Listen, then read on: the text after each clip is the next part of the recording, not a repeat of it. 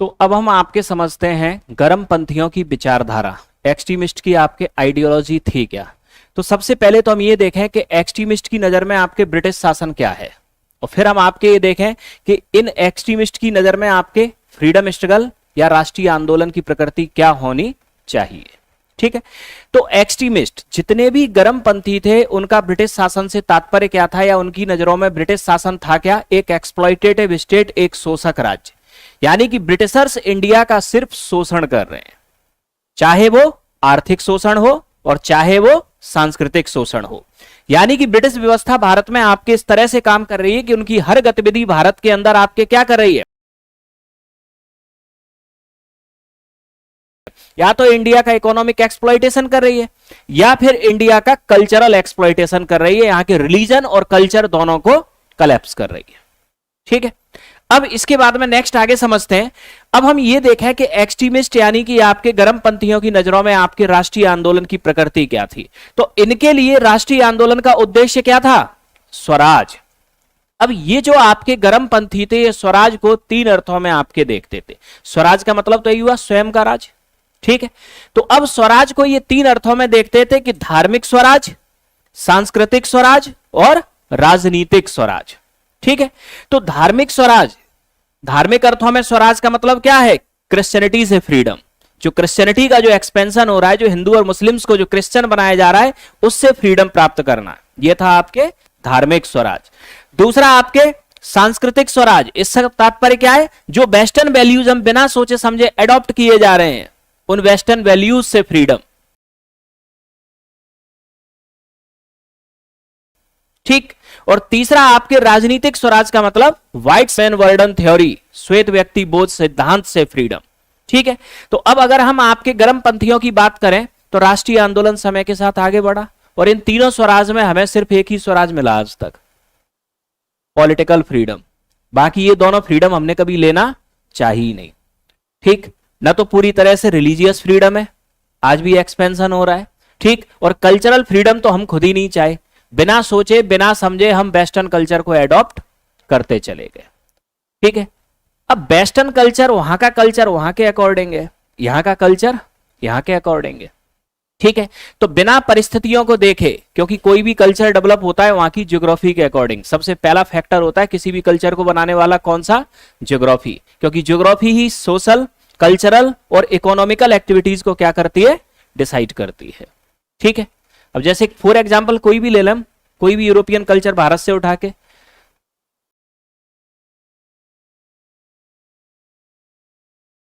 जितने भी fast food है कहां की देन है, ये सब वेस्टर्न कंट्रीज की। अब वेस्टर्न कंट्रीज की आपकी देन क्यों है फास्ट फूड, क्योंकि वहां आपके होते ही नहीं है इंडिया जैसा फ्रेश फूड।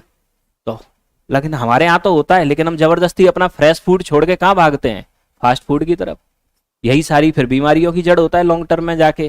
किसी को ब्लड प्रेशर की समस्या, कोलेस्ट्रॉल की समस्या, हार्ट अटैक का खतरा, ये सब बाद में ही तो बढ़े, पहले थोड़ी बढ़े थे। गांव के लोगों को क्यों नहीं आता हार्ट अटैक, गांव के लोगों तक पहुंची नहीं है फास्ट फूड की, शहर के लोगों को ही आता है हमेशा हार्ट अटैक। ठीक है, यह हुआ। इसके अलावा कोई भी XYZ कल्चर ले लो, अब आप खुद देखो, यूरोप आपके टेम्परेट रीजन में स्थित है, तो टेम्परेट रीजन में स्थित है तो वहां की ज्योग्राफी अलग है, और इंडिया ट्रॉपिकल रीजन में स्थित है। ठीक है, तो ट्रॉपिकल रीजन के हिसाब से इंडिया का ड्रेस कोड जो पहले चलता था वही होना चाहिए था। हमने सीधा सीधा यूरोपियन ड्रेस कोड को क्या कर लिया, उठा लिया। इंडिया में चलता था यहाँ के हिसाब से धोती कुर्ता, वो ट्रॉपिकल रीजन का ड्रेस कोड ही वो है। हमने सीधा सीधा क्या अडॉप्ट कर लिया, सूट, तो गर्मियों में भी सूट लगा के चले जा रहे हैं। ये सिस्टम है ना, क्यों, क्योंकि सीधा सीधा हमने कल्चर अडॉप्ट कर लिया ना। ठीक है, तो ये आपके है सिस्टम। अब जैसे कि फॉर एग्जाम्पल देखें, कोई भी लें, जैसे कि हम बात करें मैरिज वर्ल्ड की, वेस्टर्न कंट्रीज में मैरिज है एक एग्रीमेंट, वहां एक समझौता है, बात बनी तो ठीक, नहीं तो तुम अपने रास्ते हम अपने रास्ते। वहां मैरिज में दो लोग जुड़ते हैं, हमारी संस्कृति में मैरिज में दो परिवार जुड़ते हैं। यहां वो सिस्टम नहीं है कि तुम अलग और हम अलग, यहां तो हो गया तो अब 7 जन्म निभाना है। ठीक है, अब कैसे भी निभाओ। तो अब इसका मतलब आपके क्या हुआ, दोनों जगह की व्यवस्था बिल्कुल अलग अलग है।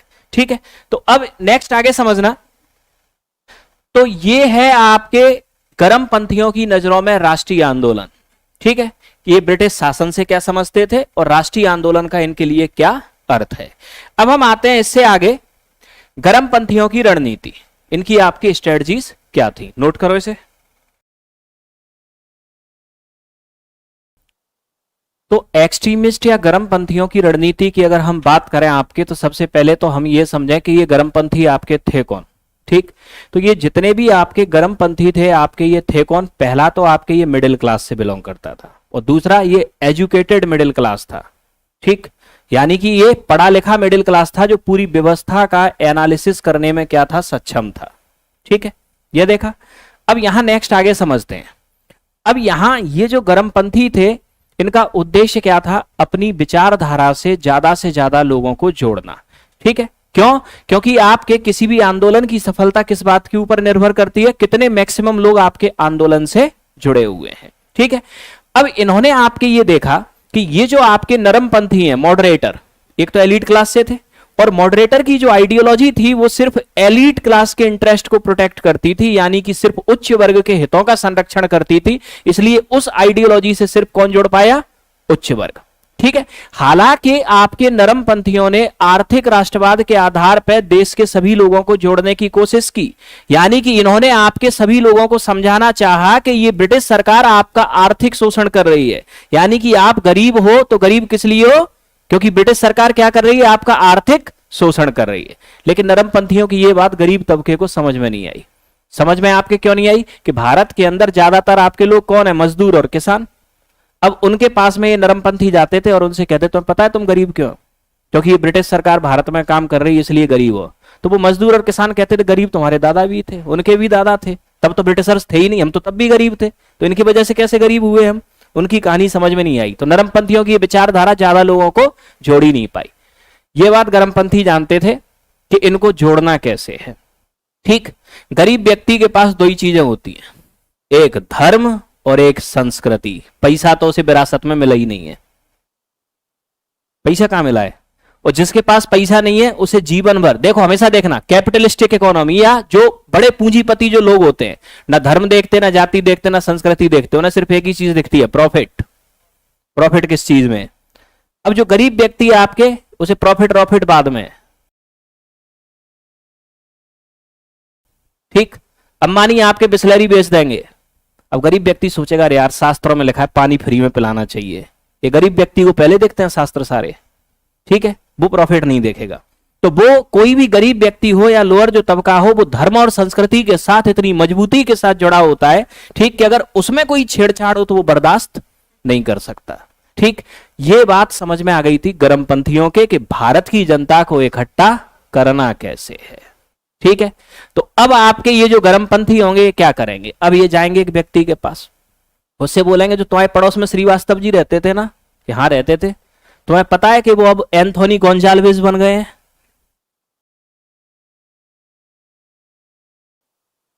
ये बात अटैक करेगी कि हाँ अब आजकल नाम तो यही लिख रहे हैं वो एंथोनी गोंजाल्वेज।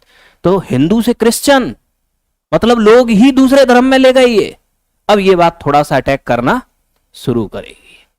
ठीक, तो यहां आपके क्या होगा कि ये जो आपके गर्मपंथी होंगे ये पैसे वैसे की बात नहीं करेंगे, इन्हें पता है इन पे तो पैसा पहले ही नहीं है, ये क्या पैसे की महिमा समझेंगे। इनको धर्म और संस्कृति से परिचित कराओ। ठीक है, कि इन्होंने भारतीय धर्म उसमें हस्तक्षेप किया, भारतीय संस्कृति उसमें हस्तक्षेप किया। ठीक, ये बात जल्दी समझ में आएगी इनके। ठीक है, तो पहला तो इन्होंने आपके रणनीति क्या अपनाई? इन्होंने धार्मिक और सांस्कृतिक राष्ट्रवाद का सहारा लिया। किसके लिए? अपनी विचारधारा को फैलाने के लिए। इन्होंने लोगों को धर्म और संस्कृति के नाम पर जोड़ना क्या किया? शुरू किया। अब इसके बाद में दूसरा आगे आते हैं। अब यहां आपके दूसरा इन्होंने किया क्या? ठीक, बड़ा प्रैक्टिकल सिस्टम। इन्होंने क्या किया कि इंडियन ज्योग्राफी का ह्यूमनाइजेशन कर दिया, भारतीय भूगोल का मानवीकरण। कैसे? अब भारत का एक बहुत बड़ा वर्ग उस समय पढ़ा लिखा तो था नहीं। अब उस बड़े वर्ग के सामने ये गर्मपंथी जाके बोलेंगे कि ब्रिटिशर्स ने भारत को आपके क्या कर रखा है? शासन बना रखा है, उसे स्वतंत्र करना है। तो थोड़ी सी ये कठिन बात है, ये समझ में आएगी नहीं। जो पढ़ा लिखा है उसे तो आ जाएगी, लेकिन जो अनपढ़ है उसे ऐसे नहीं समझ में आएगी। अब उसके लिए क्या करेंगे?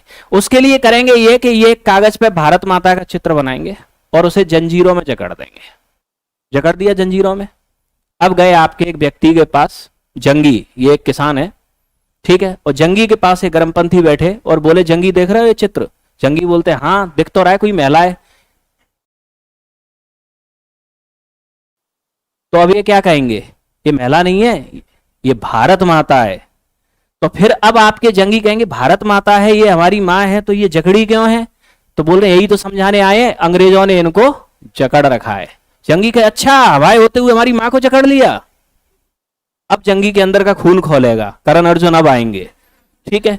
तो यहां इन्होंने जो भारतीय भूगोल का जो मानवीकरण आपके किया, तो स्वाभाविक सी बात है पिक्चराइजेशन की जो इमेज होती है वो दिमाग पे छप जाती है। ये कर दिया इन्होंने इंडियन ज्योग्राफी का ह्यूमनाइजेशन कर दिया, भारत माता का इन्होंने चित्रण किया पहली बार, और इस चित्रण से आपके लोगों को बड़ी आसानी से समझाया जा सका, कुछ बताना नहीं है, सिर्फ चित्र बताया, चित्र देख के ही भारतीय समझ गए कि हमारी मां को जकड़ा हुआ है और हमें इनको स्वतंत्र कराना है, ठीक। तो इन्होंने जो आइडियोलॉजीज या इन्होंने जो स्ट्रेटजीज फैलाई वो इस तरीके से फैलाई कि ज्यादा से ज्यादा वर्ग तक इनका प्रभाव फैलता चला गया।